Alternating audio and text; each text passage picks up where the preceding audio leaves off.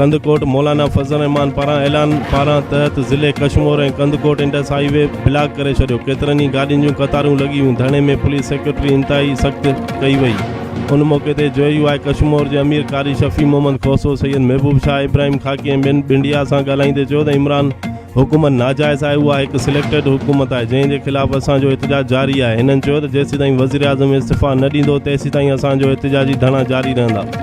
Report Nazir Mirani Kandhkot.